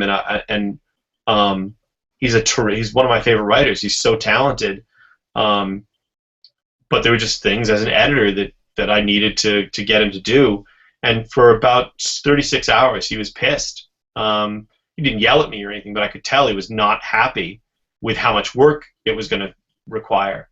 But then after he did it, he was so happy that I'd gotten him to do it. And I feel the same way when I'm being edited. I might get mad at the editor when they first give me the list of things they want me to do, but I'd rather have an editor who gets in there and really tries to understand what I'm going for and understand the structure and the way the thing works and the language, and tells me that I have repeated the same thing 12 times, which is such the number one sin that I commit as a writer, than have an editor who really likes what I do and is like, yeah, this is great, I only have a few notes. I don't want that editor, and so I try not to be that editor. Chris, I don't want to keep you, but I just love audio drama, and I'll let you go after this. But you've written radio plays too, you said. What did you write? So Ghosts of Albion, we did. Amber Benson and I did 2-hour-long series. So they were broken up into 5 to 7 minute segments, and they were animated. There was an animated series, but they had to be written so that they could be played on BBC Radio. So so they were animated, but we also had to be able to play them just audio only. And then the other thing that I did that was a radio play, also with Amber, who is a terrific writer in her own right and one of my closest friends in the whole world. And I wish that I could announce the great news that she has, but I can't. And hopefully it'll be announced very soon. But there's a BBC radio series called The Man in Black, which is sort of a Twilight Zone kind of anthology series. And Amber and I wrote an episode of that a few years ago called Lights Out, which is a ghost story set in a women's prison in the UK. I'll have to see if I can get no my hands dirty on that. thoughts. I mentioned women's prison, and I know all of you, your brains went, but No, actually, my brain went to how can I find this and where. I'm going to Google this later. That's it might be online. And I will say that for me, the best part about that, aside from working with Amber again, was that one of the highlights of doing Ghosts of Albion was working with the cast, because we had this insanely talented cast. In fact, Rory Kinnear, who plays the monster Frankenstein on Penny Dreadful, was the male lead in the show, and we also had Anthony Daniels who's C-3PO. We had Patterson Joseph, who's an actor who, if you Google him, you'll seen him in a million things. I'm trying to think who else. I mean, just like a lot of really sort of familiar names and faces. But the lead was a woman named Jasmine Hyde, who's a British theater actress mostly, although she's appeared in TV and film in England as well. And Jasmine is so talented and so great. She's the lead character. And so when we did this radio play, we actually asked the BBC, please hire her to do this part. So we got her to come back for that. Yeah, and she's well, Chris. Hey, thanks so much for taking the time to be on the show and talking with us. I really appreciate it, and it was really great talking with you and meeting you. So. Yeah, you too. My pleasure. I appreciate it. I had a great time. The only sad part is that we're not doing this around a bar, but maybe another time. Although I think some of you guys, I'm sure Some of you Kelly guys is. I'm sure Kelly has toasting alcohol. But during the podcast, but well, thanks a lot, Chris. And all you have to do to get out of here is just close your browser. It'll kick cool. you out. All right, So, great. Have a good thanks night. so much. Thanks a lot. Hey, Chris. That was a great You meeting. too. Take care. Nice to meet you guys. Bye bye. Cool guy. I didn't want to Oh, talk that was a to great Aaron about this conversation. with Ron, but, you know. I Well, was surprised. I know Kelly is. During that whole interview, I've read a lot of stuff by him, but never put it all together that it was done by one person. I Yeah, read he's some, very prolific. no, I remember saying I read it. Yeah. He was talking about a Buffy nonfiction tie-in. It was Buffy's The Watcher's Guide. I have that. I've got Stephen Yeah. King. And the moment he started to talk about Madness on the Orient Express, it went off in my mind. I said, I bet he wrote the Houdini story.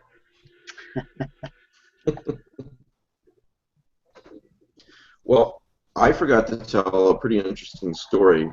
And Matt can probably fill in the blanks. That happened at the H.P. Lovecraft Film Festival in California 2 weeks ago. So Matt and I, were you with us, Kelly? We went to that graffiti thing that Skinner did. Yeah, I took you guys to it. Maybe not. Yeah, No, that's right. I yeah. couldn't remember.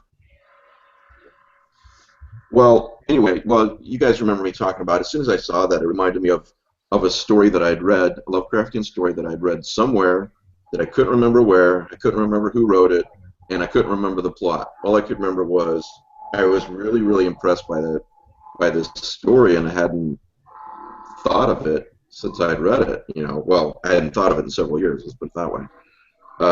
So the next day, I'm upstairs in the vending area, where Nick Gucker and all these guys are selling artwork and books and so forth. So I go over and talk to Ian Welke, and there's a guy standing next to him. Hope I don't get in trouble if I say he's elderly, but let's say he was older than myself and Ian. Let's put it that way. And Combined? so he was definitely, yeah, not older than Pete maybe, but so Ian's like, I want to introduce you to this guy. Mike. His name's I want you to meet this guy. His name's Walt Jarvis. He's a writer, and he's got some books here and and so forth. So he introduces me, and I asked Walt, what have you written? He's written some novels, written some short stories, and he had a story in Dead But Dreaming, the first one, which, as we all know, is absolutely a fantastic anthology. And he told me about that, and he said, but the other one I had in Dead But Dreaming 2, he said, I actually like it better. He goes, it's called Taggers, and it's about this graffiti in LA, and he starts talking about that. And I was like, oh my God. Kelly and Matt and I were just talking about this story yesterday. Well, I was trying to figure out and remember who the author was, and I was going to go home and Google it. So he liked that. He's a charming guy. So, Very friendly. yeah. Do you remember enough of the story, Matt, to give a synopsis without any spoilers? It's been several years since I read it. I got to read it again. I ditto, but it was the fact that there was a certain kind of graffiti going on that seemed to be predicting some sort of apocalypse, and some reporter type or whatever was tracking it down is what I'm kind of remembering. I may be completely off base, but it had to do with the type of graffiti and the new artists kind of pushing away the old pros. Is what I kind of remember. It's always a good feeling, I think, when you think about a story that you've read years ago and you want to reread it. You can't really remember what the plot was, but you're going to enjoy it because you enjoyed it the first time. At least that's the way my memory works. I don't know about you guys. So anyway, if anyone has I'm sure many people listening to this have a copy of Dead But Dreaming 2.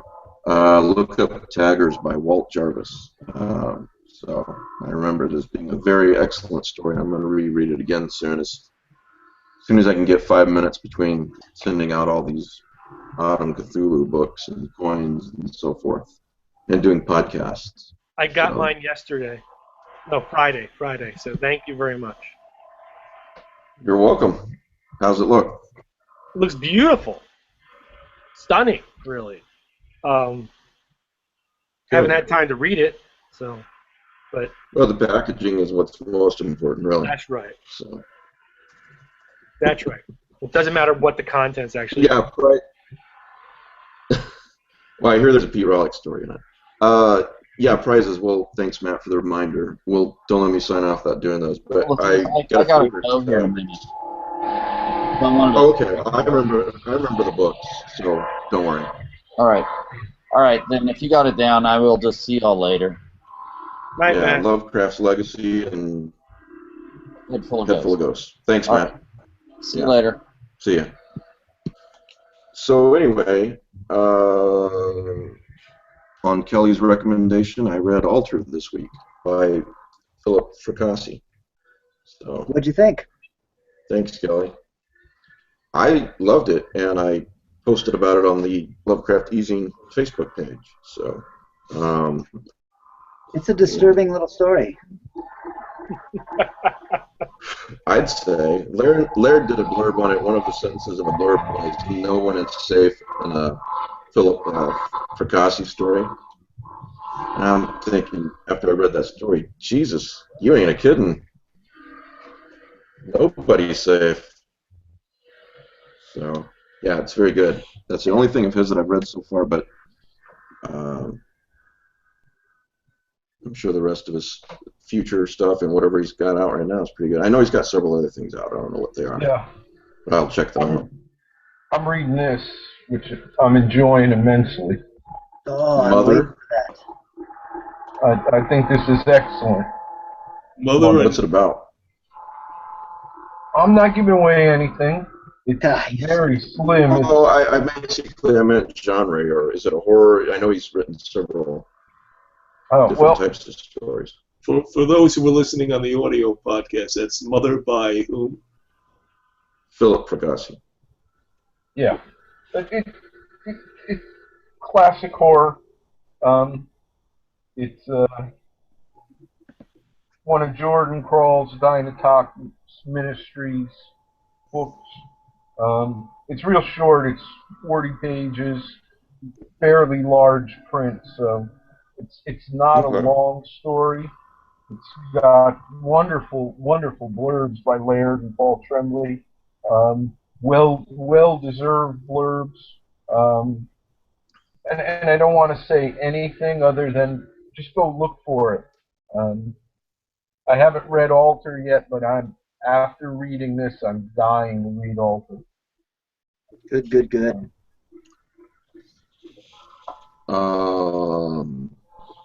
Let's see what else I got on the list here to talk about for sign off.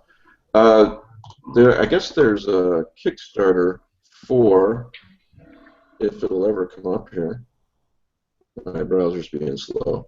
The Journal of Weird Fiction and Dark Fantasy. Here it comes. Skelos Press. You guys familiar with this? I think it's Jeffrey Shanks that's doing this. It's a Robert E. Howard fanzine, right? It's got a Robert E. Howard story in it for issue 1, is my understanding. Although I just found out about it today. Don't take my word as gospel. But you can just Google it. Skelos, Skelos, the Journal of Weird Fiction and Dark Fantasy. Google that with Kickstarter. It's named after the author of the book more deadly than the Necronomicon and the Conan stories. There's a book of Skelos. Skelos, okay. Well, it's got 24 days left, and I hope they meet their goal.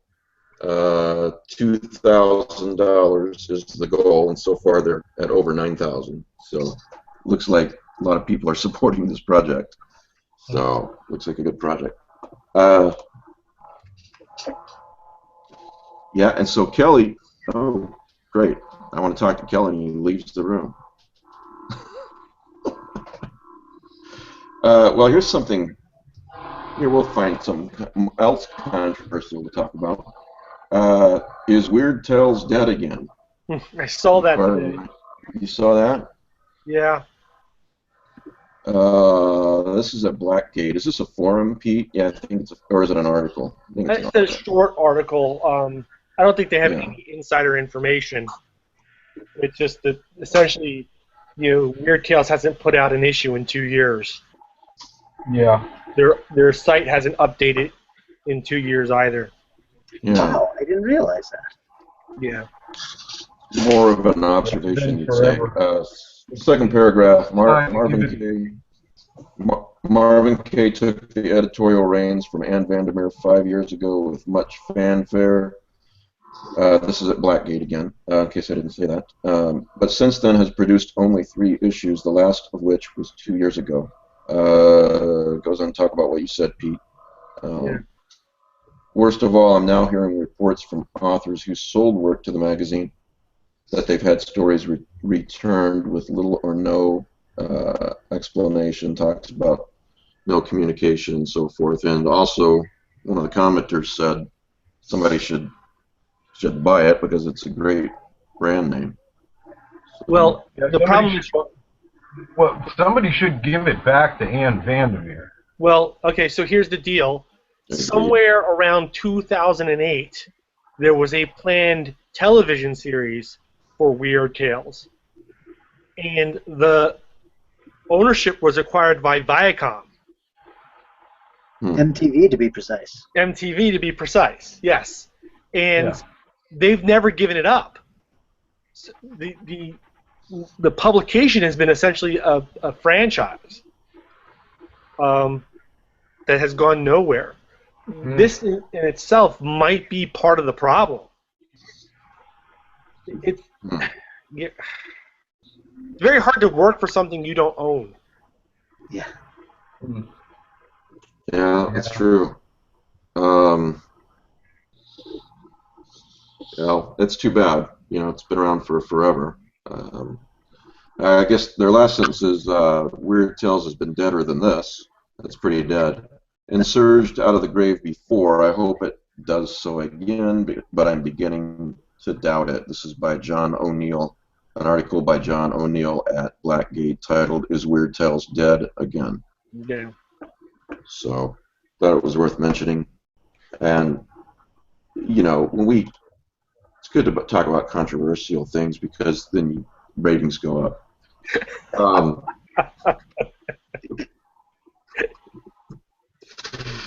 In all seriousness, though, if you're a writer, I would not be messing around sending any stories to them. And I too hope they come back. So, Kelly? Yeah. Now we're going to be controversial with you. You mentioned to me, you're in trouble. You mentioned to me, I think a couple of weeks ago, that you don't like the term "the weird," and at the time we didn't really have time to get into it. And I'm really curious about your thoughts on that. Well, and why? I don't like us categorizing ourselves smaller and smaller because I feel like it's a form of a weird form of narcissism almost. It's a special snowflake syndrome where everyone has to be an individual, and I just don't buy into that. I like the broad term horror, and I think that it applies to everything we all do. And then when you categorize yourselves and continue to define yourselves with smaller and smaller categories, eventually you can be the top seller or the best person in, or maybe even the originator, whatever genre you've defined yourself in. On Amazon, I watch these people, categorize themselves smaller and smaller. Pretty soon they're the number one seller in this, 15 categories removed section. And I just like the term horror. I think that I don't know. I'm proud of the term horror. Interestingly enough, in researching questions and topics to talk about with Christopher Golden, I came across an interview where he said words to that effect, and he mentioned the fact that British horror writers don't seem to feel compelled as much as American horror writers to do all this sub-labeling. Well, I think that we're seeing a lot of people, online and in interviews and everything, we've, and all of us know, when we go to these cons, we write a bio, and those bios are meant to make us look as important as they can to kind of justify us being invited to these conventions. That's what I'm doing wrong. But that's what you're supposed to be. I'm seeing start doing is they buy into their own bio without remembering that, I wrote all this shit myself. So you start believing your PR, even though you've narrowed your category so much that you've made yourself the best in your genre. And I have no problem with doing that, with having to do that. What I have a problem with is starting to believe that we are all special snowflakes, and that what we do in the grand scheme of things matters beyond, anybody at the con or anything like that. Like Mike, you and I have spoken about your wife, who has done 10 times more for the world than any of us have done, no matter how much we try to help writers get into the field or whatever thing we're doing. For those listening who are wondering if don't know me or my wife and is wondering if she's a superhero, the answer is yes. She's a school teacher. So, English high school. She's a superhero. She's actually making a difference in the world. I think that art does make a difference in the world. I also think that a lot of people in our field are taking themselves a little too seriously right now. And I think that categorizing ourselves as the weird, that's not so bad. But when Lovecraft was talking about the weird, he was talking about horror. That's what it was called back then. So, I don't know. I like the term horror. I grew up on the term horror, and it's just a, crotchety old man thing. There's nothing really serious or important, and I don't take it seriously or important. So everyone can call themselves whatever they want to, but in the end, I always just look at it and say, my mom, who loves horror, if she hasn't heard of you, you're not that big. The only reason my mom has heard of Strange Eons is because her son is publishing it. Right. Yeah, I think that everyone's entitled to their opinion, obviously. I much agree with what you're saying. I can see somewhat, since I've studied marketing and promotion so much, I can see some of the benefit of labeling for marketing purposes, but taking it seriously beyond that, I just can't take it too seriously, and defining it, over and over and over again. Yeah, Pete. Look at the PS Publishing anthologies, Black Wings. In the United States, they have to be rebranded as Black Wings of Cthulhu because they want that marketing tie-in. They want people to know, at least in the United States, that this is a Lovecraftian book. Yeah. And that I don't mind. We all have to market ourselves some way. It's just the weird, for some reason, rubs me the wrong way. I think it's because there seems to be a real embarrassment about being a horror writer or a horror filmmaker or a horror anything, because the general consensus is, ew, But I'm not sure that really is the general consensus anymore. The geeks have inherited the earth, and maybe we should be okay with being horror writers. But don't you feel to some degree that there's this push towards rebranding as weird, which is a backlash against, horror's popularity in the 80s and the 90s, and there's elements out there that are, we're doing something different from what was done previously, so we need this different label. I think that's an argument for it. I don't buy into it. I'm not saying I agree with it at all. I'm just saying I think that's one of the things that's going on. Sure. There are people out there who are trying to distance themselves from other things. Sure, but the thing is, now we're getting further and further away. You know, you used to be able to say weird horror, and you would start thinking weird tales, and you would start thinking Lovecraft. But now there's, you know, a big push to distance yourself from Lovecraft as well. So now the weird is starting to mean something different than Lovecraft. And the weird, it can all mean what it does mean. What I like is a broader term that's called horror. Yeah, I mean, when it comes to this, the French simply take everything that's under the umbrella and call it the fantastic.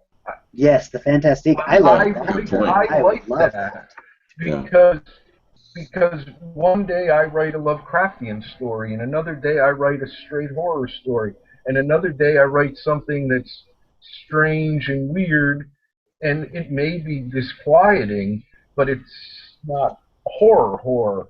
So, you know, whatever you want to put me under, it's beyond, it's outside of what's normal. Because straight horror story, Jaws is a horror story. Yeah. But there's nothing, we'll say, fantastic in it. The boxing everything down into a smaller and smaller and smaller and smaller piece. I don't think it does us any service at all. I mean, take somebody like Pete. Does he become reanimated and nothing else? And I don't mean that in a negative way. I just mean people putting him into a box until that's all he is, which that is not all he is. But I think he was even alluding to that when he introduced himself today as a Lovecraftian writer. Apparently, I'm. I mean, at that point, Pete becomes the legacy of Reanimator. I become the legacy of the King in Yellow, and we become nothing else. So I am. Yeah. More than that, and I am more than that. So I don't know if this matters, but it's interesting because I got my package of Autumn Cthulhu on Friday, and it was addressed to Pete, Mr. Reanimator Rawley. That was my attempt at humor. When I sent Laird's to him, it was addressed to you, but it said care of Mr. Reanimator. Laird was addressed to Laird Barron, care of Donald Miller, who's the protagonist in the crooning. That's an endearment. That's a private joke. I'm talking about outside our circle. I understand. Yes, I am. People don't know us and think, Reanimator. I don't care. So I don't even want to look at that guy. Yeah. This would have been an interesting question to ask Christopher Golden. How does he refer to himself? Because he's done a million different things, and he even said that he felt that the horror people were his people. But I bet you he doesn't consider himself a horror writer. He considers himself a writer. And that was actually one of the questions that I had written down to ask Chris. But as you can see, the time got filled up nicely, so I didn't get to it. But yeah, you're right, Kelly. He probably does. I'm assuming. That's how I view it. Is I'm a writer. I write predominantly horror with some stuff that's just weird. I've written a couple of science fiction stories. I've written a couple straight noir things. But I just see me as somebody who writes. Right. Pete, were you going to say something? Is my work most appealing to within the horror community? Yeah, that's where I think it falls. But those degenerate people in horror love it. To go back to those bios that you talked about, Kelly, mine is publisher's hype that I continue to edit because it's like, okay, take this book out and put that book out in now. I don't believe that. That's what they've decided I am. I'm just me. Yeah. So this week I was invited to an anthology. It's a sci-fi anthology. and I had to pitch story ideas. So I pitched 3 ideas, and I said, pick which one you want me to write, and they sent me back a one-word answer. No. Yes. Oh. I'm like, wait, it doesn't work that way. Well, that means, you know what that meant? They want you to sub all 3. They're going to buy all 3. Well, yeah, that damn well better be what it means. Cause Get those pseudonyms ready, man. They want 7,000 words. It's a lot of work. Per story, 7,000 words? Per story. Oh, wow. What are you doing on a podcast? Get to work. You should be writing. You should be writing right now. I hope you're ashamed of yourself. I had to get out of the bed and move to some other venue to just move my muscles. Because I've been pounding away on the keys all day. Oh, well, then you're okay. You're Yeah. okay then. Hey, Mike, while we're on the subject of me, which is probably my favorite subject ever, can I just mention... You know, I'm sorry that we didn't fill the whole hour with that, the whole 2-hour period. I apologize. Can I just mention that my film, The Package, was chosen as one of only 13 films to be shown at StokerCon this weekend, and got the runner-up award. Again. Awesome. Yes. Always a bridesmaid, never a bride. I'll take it. First shot out of the door, yeah. Yeah, but as bridesmaid, you get to float around in the background and do things that the bride is unable to do. You also better believe I am the sluttiest bridesmaid out there. Well, we know that. A couple of scotches, and well, we won't go there. So what you're saying is that when you show up at the Portland Film Festival, you're just going to go in the back room and bang everything you can lay your hands on. Yeah, no different than any other Portland Film Festival. Like that. Right. But even if you had not been runner-up, Kelly, to be one of 13 films shown there. Just to be one of 13 literally was an honor to be nominated. But they sent us a nice little email that said this was the winner, and then said that yours was the biggest response and the ultimate crowd pleaser. So I'm celebrating. Not like I need a reason to celebrate any day, but I'm celebrating again today. You should have a drink. Refill, because I'm empty.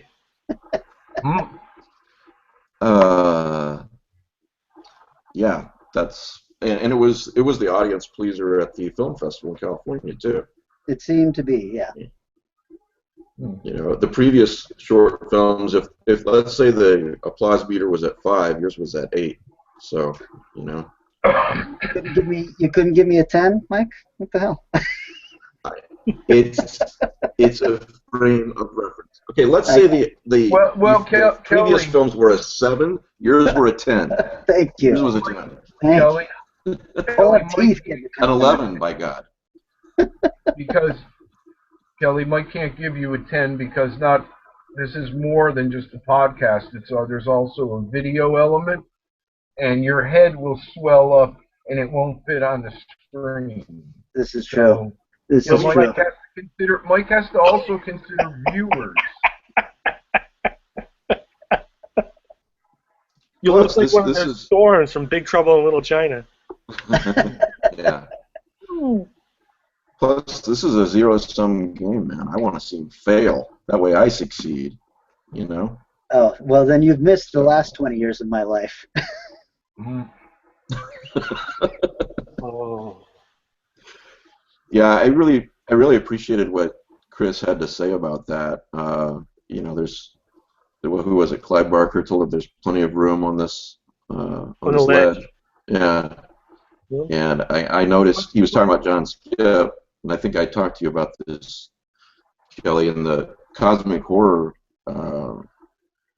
panel at the film festival when I said something about, you know, so words to the effect, I'm sure I said it more brilliantly than this, or maybe not, that, you know, this just having this philosophical view of the universe just should make us all want to be even kinder to each other. And John Skip's in the back just nodding his head enthusiastically, you know, because apparently he's that kind of guy and believes that as well. So I was sitting actually next to him, and everything you said, he was nodding his head to and saying yes, yes. So he's. Oh yeah, he was nodding to everything. Okay, then I will I will not take that anymore. So He's just a really sweet guy, and that's Yeah, what we he's honestly believe. like extremely it. warm and generous. Um, there's another person who doesn't view this as a competition. We are sharing this together, and we should be celebrating all the good things that it brings us. You know, Yeah. and he also doesn't spend, through lengthy conversations with him, he also doesn't waste a lot of oxygen on the negatives. It's like there's plenty, more than we can read, more than we can examine, of wonderful going on. So why bother with the negative aspects, of which sadly there are some in our community. But there's always been, and there's always going to be. Yeah, he's a firm believer in a rising tide lifting all boats. So yeah, absolutely. Well, if you want to be in the running, we should if be you're playing it listening, forward. We're fans, we're readers. So I perceive me as like a 16-year-old kid, and I just bought this great new record, and I want to play it for everybody. It's like, wow, this is really cool. You should hear this. Mike does this all the time. If we go back, we had Robert Levy and we had Gemma Files, two brilliant novels. You just want to stand up and go, wow, I just read this. This is great. I think it's important for the community. I think it's one of the best aspects of our community, because we see in other genres where they're not playing it forward. There are competitions, and I want to celebrate victories. I want to come across the next really wonderful thing to read. It's like, yeah, you can make a bowl of popcorn and watch some drama, but we've seen too many of those, and they don't get us anywhere, and they are nowhere near the fun you're going to have when you read Robert Levy's Glittering World or Gemma Files' experimental film or Mother, which I just held up. That's what I want to jump up and down about and celebrate. And I think most of us do. And Christopher, who was just on, there's another example of someone who seems to want to celebrate all the wonderful that's out there. Yeah. Cool. More, please. If you're listening this week or you're watching live or watching this week, again, this is May 15th. Next Sunday, I'll do a drawing for this show. So we got 3 prizes. One is the very, very rare alternate cover edition of Autumn Cthulhu. Dave Felton did a great job. Yeah, he did. And then the 2 prizes that Matt Carpenter's providing is A Head Full of Ghosts by Paul Tremblay, and then the anthology, it's a good one too, Lovecraft's Legacy. So if you want to be in the running for those, I use random.org to choose from the people who email me. The email address is lovecrafteasineprizes@gmail.com.